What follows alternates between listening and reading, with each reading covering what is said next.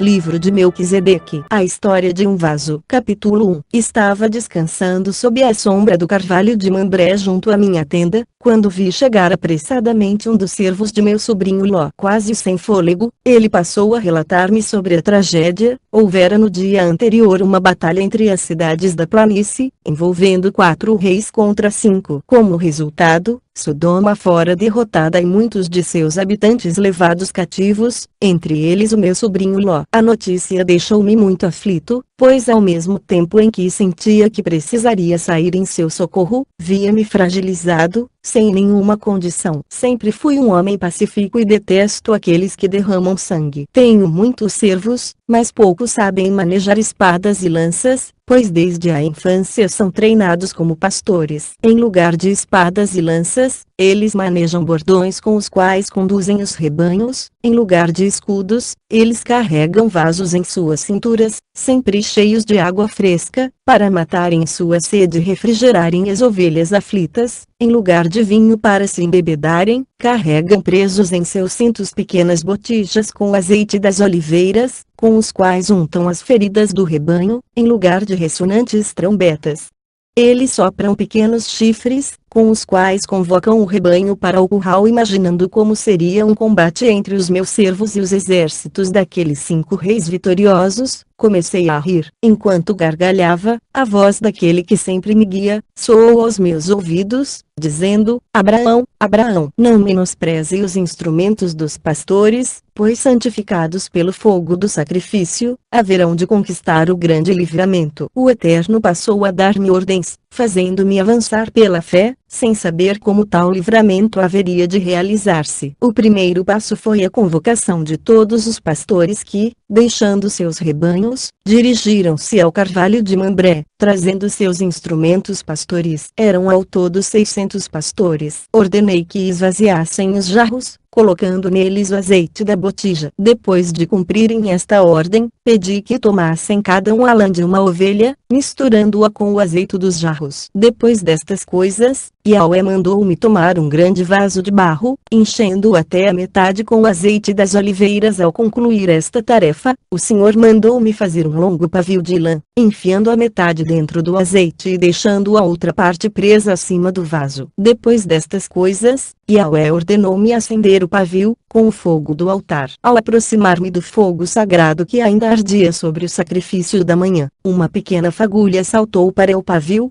e pouco a pouco foi se alimentando do azeite, até tornar-se numa labareda que podia ser vista de longe. Capítulo E. Com o vaso nos ombros, comecei uma caminhada rumo às cidades da planície, sendo acompanhado pelos pastores. Logo começaram a surgir escarnecedores que, ao verem-me com aquele vaso incandescente em pleno dia, e passaram a dizer que eu ficara louco. Ao espalhar esta notícia, muitos vieram ao meu encontro, trazendo conselhos para que eu abandonasse aquele vaso que seria capaz de destruir toda a minha reputação e dignidade diante de todos eles. Quando eu lhes falei sobre os exércitos e sobre minha missão juntamente com os pastores, eles concluíram que de fato eu ficara louco. Tentaram tirar-me o vaso pela força, mas agarrando-me a ele, impedi que o tirassem de mim. Envergonhados diante de tudo isto, muitos pastores começaram a se afastar. Alguns retornaram para suas tendas enquanto outros uniram-se àqueles que riam de meu comportamento estranho. Sentindo-me sozinho com aquele pesado vaso sobre os ombros, comecei a angustiar-me. Ansiava encontrar alguém com quem pudesse compartilhar minha experiência, mas todos lançavam-me olhares de reprovação. Lembrei-me de Sara, minha amada esposa. Em obediência à voz de Yahweh havíamos trilhado por muitos caminhos, estando Sara sempre ao meu lado, animando-me a prosseguir mesmo nos momentos mais difíceis. Com certeza Sara me traria consolo e forças para continuar firme, conduzindo o vaso da salvação. Enquanto avançava pelo caminho pensando em Sara, a vi no meio da multidão. Ao dirigir-me a ela, fiquei surpreso e desalentado ao ver em seus olhos o mesmo menosprezo daqueles que me chamavam de louco por conduzir em pleno dia a chama que se desprendera do altar. Lembrando-me da ordem de Yahweh de que teria de libertar meu sobrinho Ló, fui andando sozinho pelo caminho. Ao colocar-me no lugar daqueles que me achavam louco, Eu dava-lhes razão, pois em condições normais, nenhuma pessoa coerente sai de casa, sem rumo definido, levando em pleno dia um vaso com uma labareda nas costas, afirmando estar marchando contra exércitos de 5 reis.